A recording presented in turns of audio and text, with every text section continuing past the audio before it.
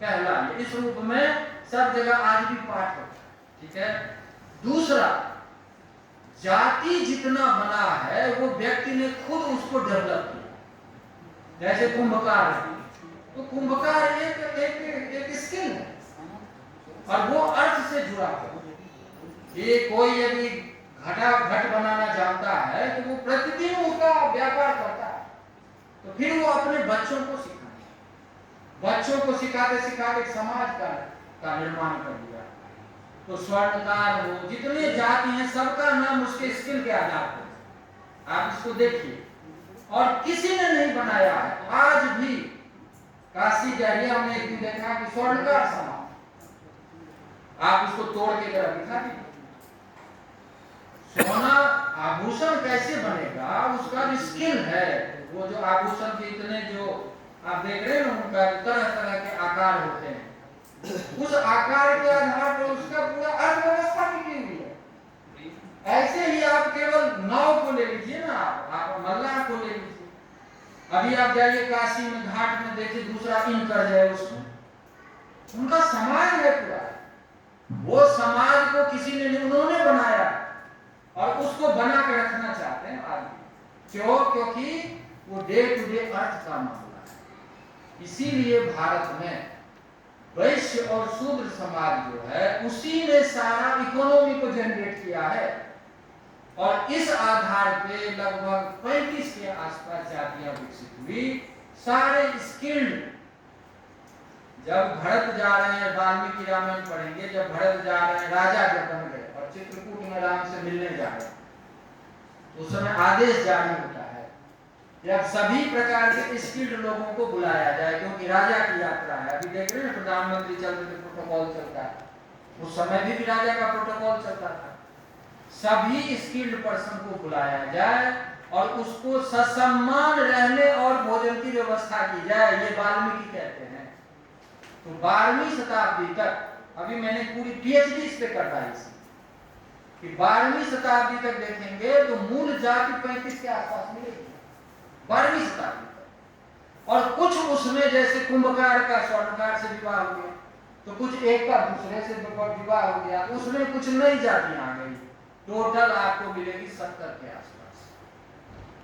और 12वीं शताब्दी के बाद जब गौड़ी आया है, उसके बाद आज की डेट में है 6,743 आज की डेट में जाति। अब बताइए कि यदि जाति का ये रूप होता तो 12वीं शताब्दी तक 35 ही क्यों रह जाए? मतलब हजारों हजार साल से आपकी 12वीं शताब्दी तक 35 के आसपास ही जाती। और जब गौड़ी आया है और उसके बाद 1947 तक जो डेवलपमेंट हुआ है, उसमें कोई हिंदू राजा नहीं थे, सब मुस्लिम आक्रांता थे जो आए हैं। उन्होंने हमारे स्किल्ड लोगों को कैसे तबाह किया और बाद में अंग्रेजों ने कैसे तबाह किया, ये सारा का सारा जो है, आपको फिर एक और बुक बता रहा हूँ, पढ़िए। के.एस. लाल की बुक है, the growth of scheduled tribes and caste in medieval India. Growth of scheduled tribes and caste in medieval India, K S. Lal, Kishori Shankar Lal. तो पर्शियन के एक्सपर्ट थे, उन्होंने एक एक डेटा दिया है कि कैसे कैसे नई नई जातियां प्रताड़ना के कारण बनी है, नई नई जातियां बनी है, सारे स्किल को खत्म किया और इतना ज्यादा बर्बरता दिखाया है कि उसमें से जो लोग थे वो अपनी रोजगार, अपना स्किल छोड़ के सब जगह भाग रहे हैं, सब जगह आश्रय ढूंढ रहे हैं। और वो सारे के सारे जो है बाद में, अभी जैसे कोटा शहर है, राजस्थान के आगे जो शहर है, उसको बसाने वाले तो मीना है। कोटा के राजा मीना थे, जयपुर के राजा मीना थे, वो तो बाद में उन्होंने क्षत्रियों ने आक्रमण करके उसको हासिल किया। अभी मीना हो गए शेड्यूल्ड ट्राइब्स। आप समझ रहे ना, राणा प्रताप के साथ मीनाओं ने लड़ाई लड़ी है अकबर के विरोध में। उनके स्टैंप में एक तरफ तो राणा प्रताप जी का था मूंछ वाला और दूसरी तरफ था मीनाओं का।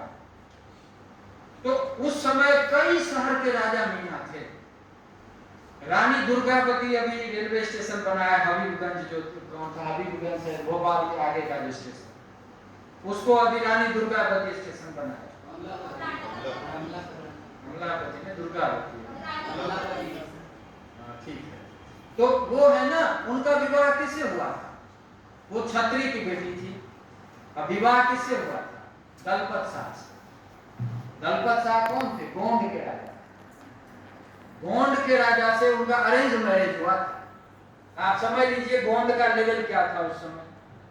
अभी गोंड के लोग एससी कैटेगरी है, एसटी कैटेगरी, आप समझ रहे हैं। मैसूर के राजा अभी भी यादव वंश के हैं। शिवाजी की माता यादव वंश की थी। आप जब उस समय का, आज से 500-600 साल पहले का जब सारा सर्वेक्षण करेंगे तो आधा राजा तो एससी एसटी कैटेगरी और ओबीसी कैटेगरी के। चंद्रगुप्त मौर्य कौन ब्राह्मण क्षत्रिय, वो तो आज के जो मौर्य आज भी ओबीसी या एससी कैटेगरी में। तो पूरा बड़ा डायनेस्टी जो मौर्य डायनेस्टी है उसका राजा न तो ब्राह्मण था, क्षत्रिय था। गुप्ता डायनेस्टी किस कौन ब्राह्मण क्षत्रिय, पूरा का पूरा 1000 वर्षों तक के दो सबसे गोल्डन पीरियड जो माना जाता है वो न तो ब्राह्मण थे न क्षत्रिय थे। कहने का मतलब मेरा ये है कि पूरी भारतीय परंपरा में वो राजतंत्र हो या वो इकोनॉमी हो, कहीं भी आपको दिखेगा ही नहीं कि कौन वर्ण कहां पे टिका, और सभी वर्णों का सभी वर्णों से तालमेल है। ये सिर्फ 12वीं शताब्दी के बाद ये सारी चीजें शुरू हुई है। जो आगे पहले जो मुस्लिम आक्रांता थे उन्होंने सारे जो सिस्टम को तहस-नहस किया है। उसी में बहुत लोग पहाड़ पे चले गए, बहुत लोग चले गए। आप बताइए जो शास्त्र में कहां लिखा है आदिवासी, किस शास्त्र में लिखा है आदिवासी? कहीं नहीं आदिवासी। 4 ही वर्ण थे, 5वां निषाद का वर्ण, बाकी तो अलग से कोई वर्ण नहीं। तो वो जो थे वो जितने लोग जंगल में चले गए उसका नाम हो गया आदिवासी। बहुत सारी चीजें हैं जो सब उस 400-500 पीरियड में आ गया, और अंग्रेजों ने फिर उसको क्या किया, इन सारी चीजों को नैरेटिव सेट, और नैरेटिव सेट करके आज जो है वो पूरा का पूरा कास्ट बेस्ड पॉलिटिक्स शुरू हो गया है। न जाति का अध्ययन हो रहा है, न वर्ण का अध्ययन हो रहा है। हम कई डिपार्टमेंट में सोशियोलॉजी के प्रोफेसर से पूछते हैं कि 12वीं शताब्दी से पहले क्या था, जाति और वर्ण, ये स्टडी किया है कभी? तो मुझसे क्या पता। तो उन्होंने स्कोर सेट कर दिया कि 150 वर्षों का जब से ब्रिटिश ने यूनिवर्सिटी सिस्टम क्रिएट किया, उसके अकॉर्डिंग जो सिलेबस तैयार किए, उसमें जिन पॉइंट्स को लाया, उन पॉइंट्स के आधार पे जो नैरेटिव सेट किया, आज का सोशियोलॉजी, पॉलिटिकल साइंस, इकोनॉमिक्स, इन सब में देखिएगा तो केवल 150 वर्षों का लिटरेचर है। 150 वर्षों, और 150 वर्षों के आधार पे कहेगा कि कास्ट ये किया है, ये प्रताड़ित किया है। जो प्रताड़ित किया वो पर्दे के पीछे चला गया, और जो घुल मिल के सब साथ रहते थे वो टारगेट पे आ गए।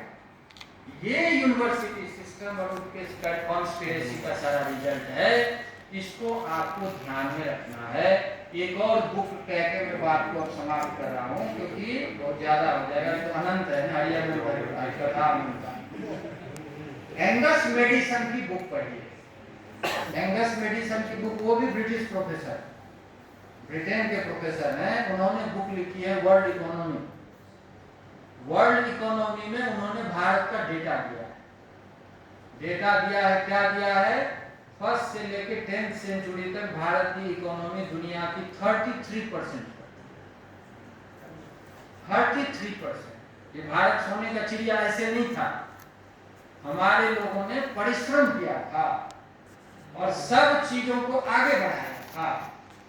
जब ये गोरी इत्यादि कुछ लुटेरे आ गए, लूट के फिर ले जाने लगे, तो 33% से कम होके बाद में मुगल वगैरह बस गए, तो 16वीं शताब्दी तक तब भी 24% के आसपास इकोनॉमी थी दुनिया की।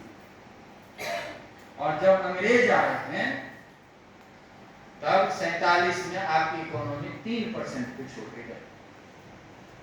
भारत को दरिद्र बनाने वाले अंग्रेज, क्योंकि केवल एक कार्यक्रम था लूट के लिए। तो जिस अंग्रेज और अंग्रेजी पे आपको इतनी मॉडर्निटी फील हो रही है, वो अंग्रेज और अंग्रेजी ही भारत की इकोनॉमी को 3% पे लेके चले गए। ये डेटा अंग्रेज प्रोफेसर का दिया हुआ है।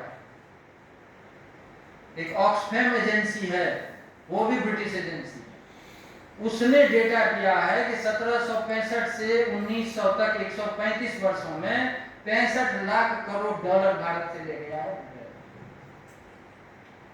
मैं ये कह रहा हूँ कि ये 16%, 24% की इकोनॉमी या 33% की इकोनॉमी भारत ने अंग्रेजी के कारण हासिल किया था, इसी संस्कृत भाषा के कारण हासिल किया था, अपनी टेक्नोलॉजी से हासिल किया था, अपने ज्ञान विज्ञान से हासिल किया था।